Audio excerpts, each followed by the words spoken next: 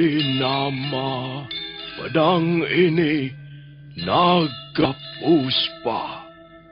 Selamatkan dia. Jangan sampai jatuh ke tangan pendekar berwatak jahat.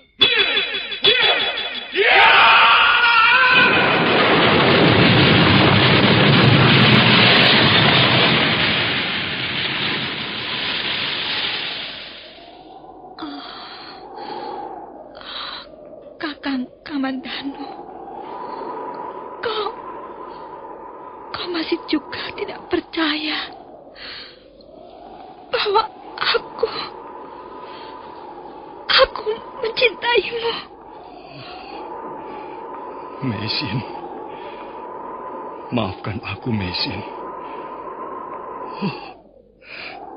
Meisin. Meisin!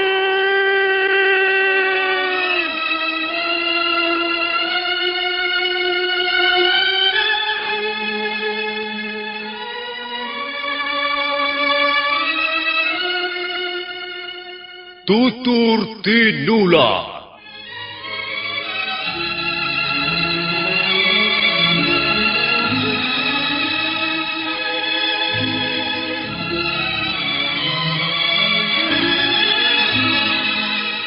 Sebuah sandiwara radio serial, produksi Sanggar Cerita dan Teater Sanggar Prativi. Sebuah kisah dengan latar belakang sejarah runtuhnya Singasari dan berdirinya Kerajaan Majapahit.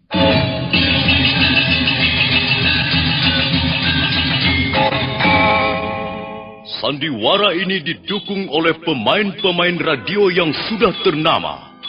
Ferry Fadli, Yvonne Rose, dan Eli Ermawati.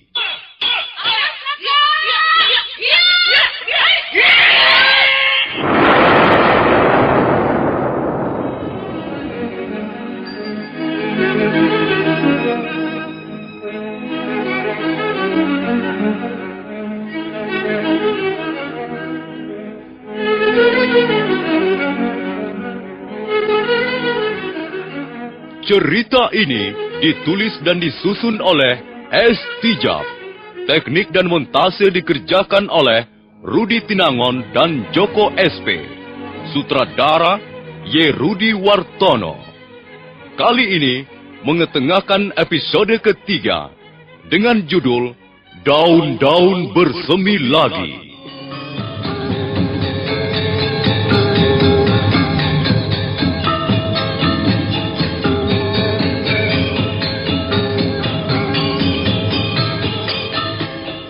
Dalam seri yang ke-76 ini didukung oleh para pemain. Ferry Fadli sebagai Arya Kamandanu, Edi Dosa sebagai Lau Sisan, Eli Ermawati sebagai Meisin, dan pembawa cerita Nusri. Selamat mendengarkan.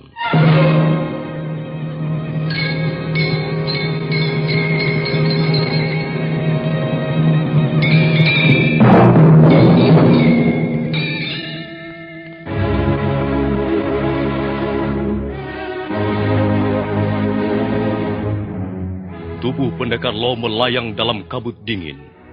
Dalam keadaan seperti itu, pendekar Lau tak ingat apa-apa lagi.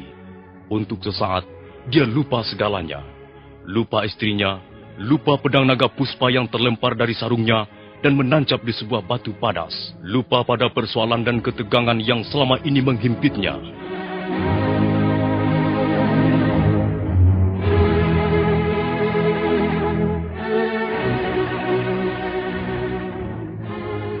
Sementara itu Meisin yang telah kehilangan jejak suaminya mengalami sesuatu yang lain. Dia terus meronta-ronta karena mulutnya dibekap dari belakang oleh seseorang. Kalau kau tidak ingin celaka. Nah, bahaya sudah lewat. Kok rupanya aku kaget sekali. Rupanya Tuan yang membekap mulut saya. Orang-orang itu masih penasaran. Mereka masih berkeliaran di sekitar tempat ini. Tuan, saya telah kehilangan jejak suami saya. Saya takut dia tertangkap. Apa kau sudah mencarinya? Saya sudah berjalan cukup jauh. Tapi saya tidak juga menemukannya. Kabut mulai turun. Kita harus menyingkir. Tapi Tuan, bagaimana dengan suami saya? Tak ada gunanya mencari suamimu dalam gumpalan kabut dingin yang tebal begini. Lebih baik kita mencari tempat yang aman dulu. Nanti kalau kabut ini sudah lewat, baru kita cari suamimu. Aku yakin suamimu belum pergi terlalu jauh.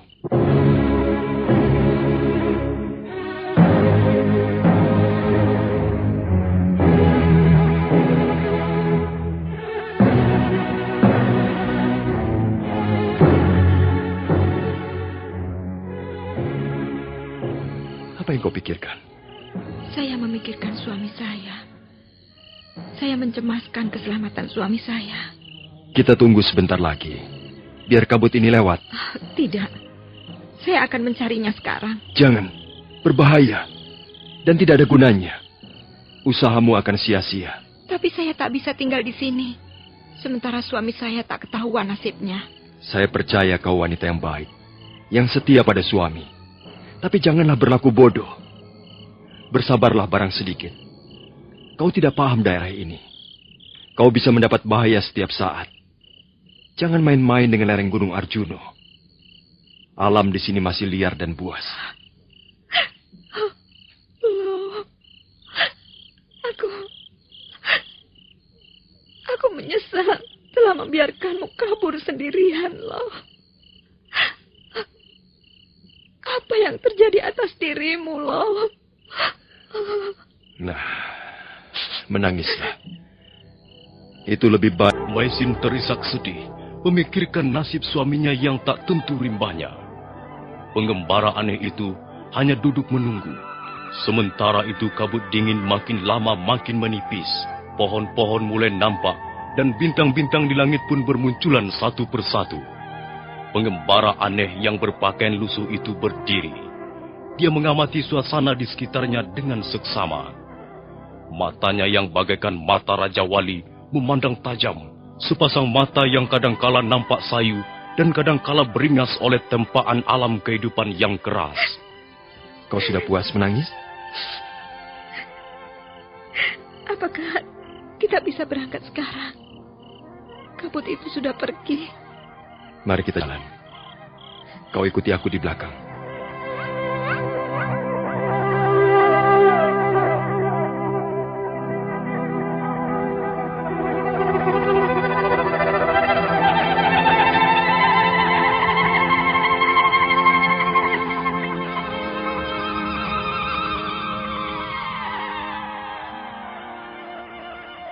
Tuan, mengapa kita sebentar-sebentar berhenti? Kita sedang mencari orang yang hilang, bukan berlomba jalan kaki. Tapi kapan kita bisa menyusul dia kalau sebentar-sebentar berhenti? Apa kita mau berjalan terus tanpa berhenti sampai ke Belambangan sana? Tuan belum begitu saya kenal. Maaf saja, saya belum bisa mempercayai Tuan sepenuhnya. Kau boleh mengira aku manusia jahat. Kau boleh tidak percaya maksud baikku. Tapi dengar baik-baik. Kalau kau ingin menemukan kembali suamimu, kau harus menuruti petunjukku. Aku sudah kenal alam di sekitar daerah ini. Baiklah, saya memang terpaksa percaya. Sekarang bagaimana? Apa kita akan tinggal diam di sini sampai pagi nanti? Aku mencium bau amis darah. Nah, lihat. Di sela-sela rumput ini, ada darah yang mengering. Darah kehitam-hitaman. Pasti suamimu melewati tempat ini. Oh iya, darah itu dikerubuti semut merah. Ayo, kita jalan lagi. Baik, Tuan. Jangan ke situ, ke sini.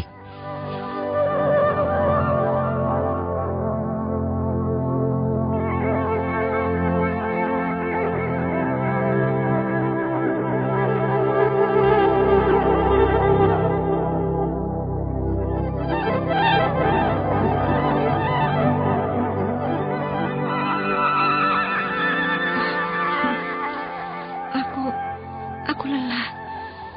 Kita istirahat dulu, Tuhan. Memang aneh sekali. Mestinya kita bisa menemukannya. Jalan ini terus menanjak.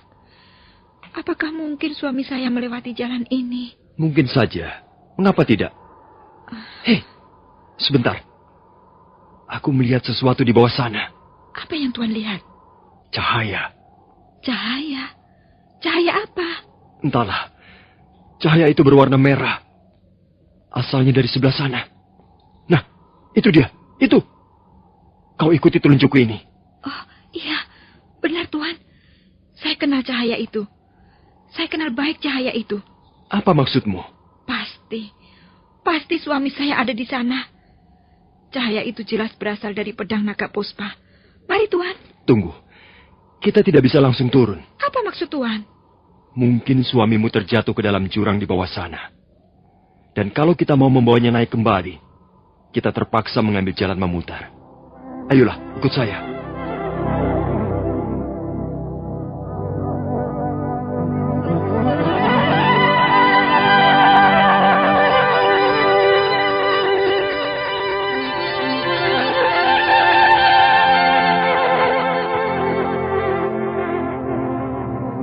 Mereka lalu mengambil jalan memutar.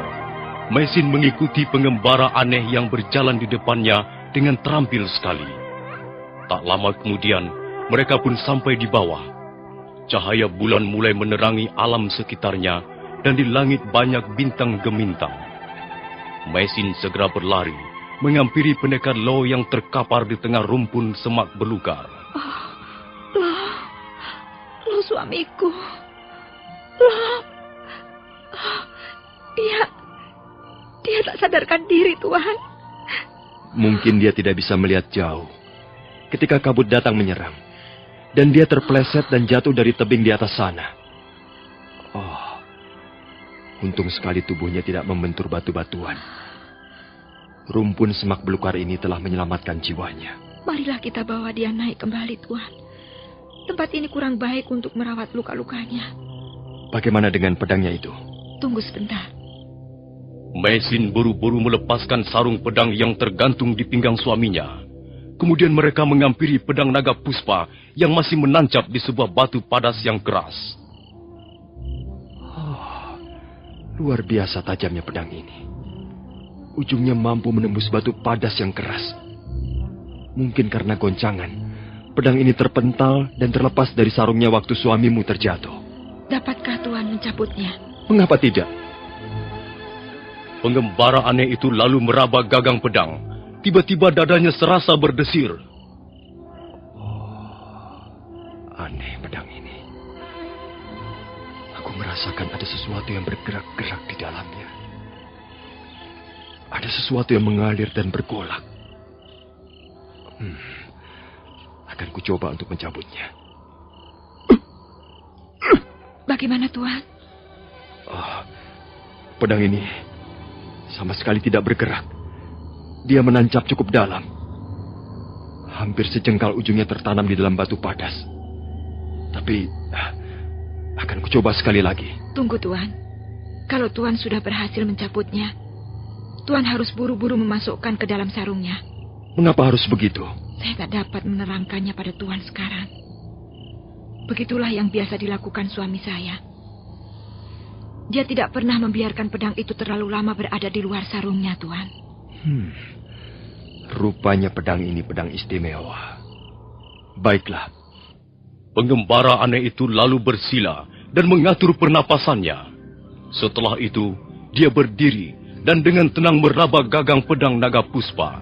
Dia memejamkan matanya sejenak dan kemudian... Ya!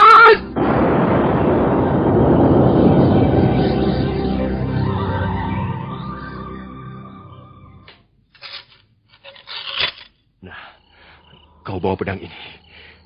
Dan aku akan menggendong suamimu naik ke atas tebing sana. Oh, terima kasih, Tuhan. Apakah Tuhan tahu tempat yang aman untuk persembunyian? Tak jauh dari sini. Ada sebuah tempat bekas pemujaan Batara Siwa. Bangunan itu sudah usang dan kotor. Tapi kita bisa membersihkannya. Dan rasanya tempat itulah yang paling aman. Karena terlindung sebuah bukit batu dan sebuah rawa. Kalau begitu, marilah kita ke sana, Tuhan. Biarlah aku berjalan di depan. Jalan-jalan di sekitar tempat ini sangat berbahaya. Ada banyak lubang-lubang sumur yang mengandung uap racun.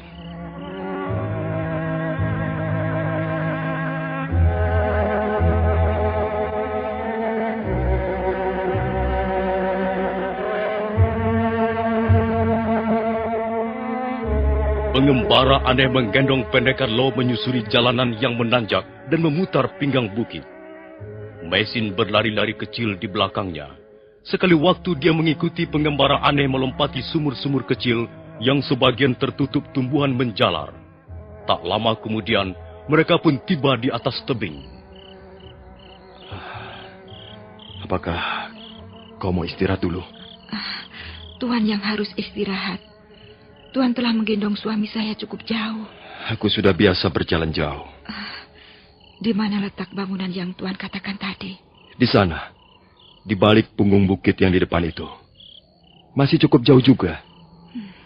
Tapi kalau kau masih kuat berjalan, sebaiknya kita berangkat sekarang saja. Iya, sebaiknya kita berangkat sekarang saja.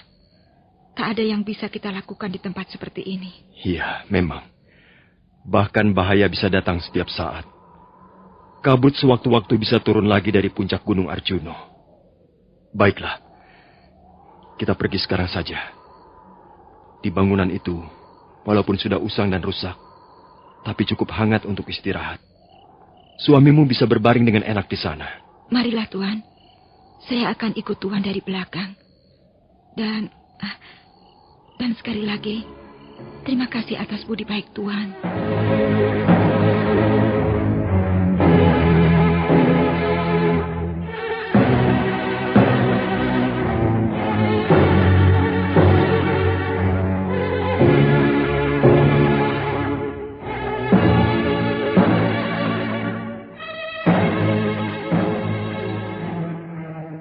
Akhirnya mereka tiba di bangunan bekas pemujaan Batara Siwa yang dimaksudkan pengembara aneh. Pendekar Lo yang masih belum sadar dibaringkan di atas batu pipi setelah sebelumnya Mesin memberinya alas daun-daunan kering yang lebar. Malam itu Mesin hampir tidak tidur. Dia duduk sambil terus menggenggam tangan suaminya. Sekali waktu, kepalanya turun karena rasa kantuk, tapi kemudian terangkat lagi.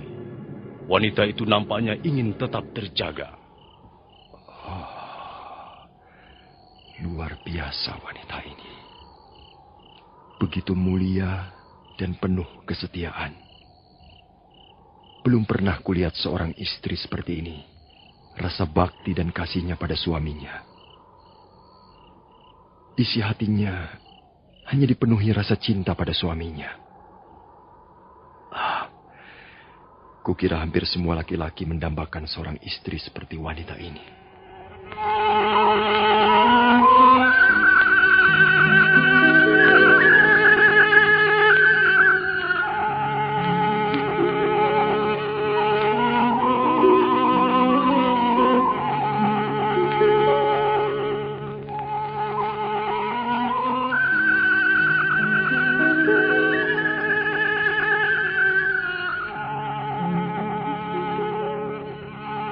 Kau hampir tidak tidur semalam. Saya tidak bisa tidur. Kau juga harus menjaga kesehatanmu. Kalau tidak, kau bisa sakit. Bukankah lebih repot kalau dua-duanya sakit? Kalau kau ikut sakit, kau tidak bisa merawat suamimu dengan baik. Dia sudah sadar, Tuan. Lo. Mesin. Ini aku, Lo. Aku di sampingmu. Di mana aku sekarang ini? Kau tidak perlu khawatir. Tempat ini cukup aman. Tuan bisa istirahat dan istri Tuan akan merawat Tuan dengan baik. Siapa Tuan ini? Dia telah menyelamatkanmu, Lo. Dia telah menggendongmu dari lembah di bawah sana ketika kau terjatuh. Oh, iya. Aku ingat. Aku diserang kabut dingin yang tebal sekali. Aku terperosok dan tubuhku mendadak melayang ke bawah. Aku lalu tidak ingat apa-apa lagi. Oh, terima kasih Tuan. Tuan telah menyelamatkan nyawa saya. Lupakan saja soal itu. Penguasa alam semesta inilah yang telah menyelamatkan Tuan. Apakah Tuan bisa duduk? Sepertinya tubuhnya masih lemah sekali, Tuan. Kalau hanya duduk, rasanya masih bisa. Kalau bisa, cobalah duduk barang sebentar. Saya akan memeriksa bagian dada, punggung, dan lambung Tuan. Cobalah duduk, Lau. Mari ku bantu. Nah, tunggu sebentar.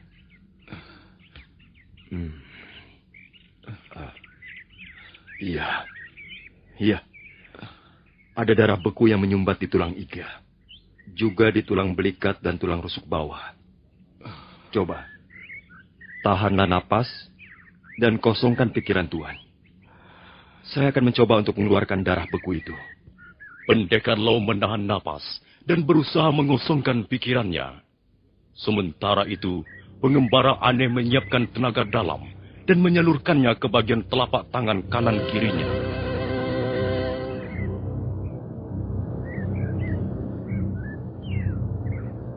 Pengembara aneh itu nampak tegang.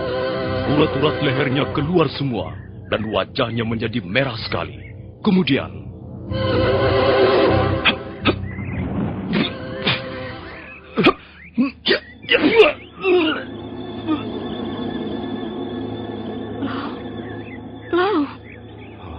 dia pingsan lagi. Tidak apa-apa. Aku baru saja mengeluarkan darah beku itu. Nanti dia akan sadar kembali. Kau tenang saja. Oh ya, apakah di sekitar tempat ini ada air bersih? Ada. Di belakang bangunan ini, ada aliran air menuju ke sebuah sendang di bawah sana. Kau tahu sendang? Telaga maksud Tuan? Sendang seperti telaga, tapi ukurannya kecil.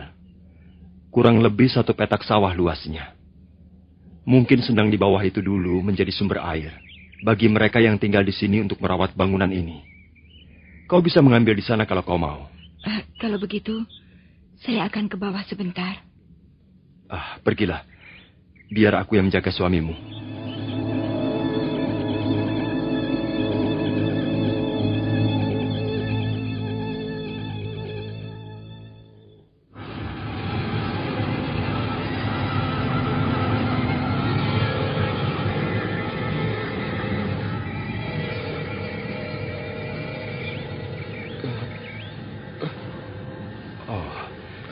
Tuan sudah sadar lagi.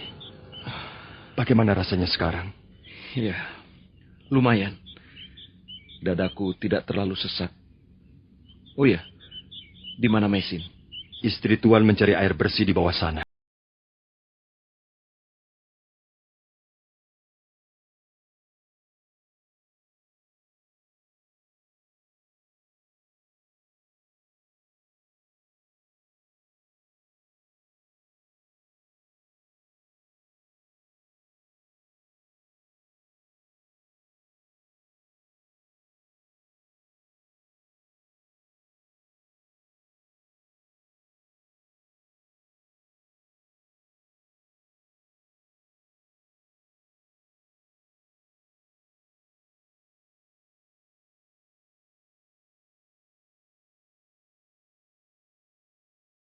Atas.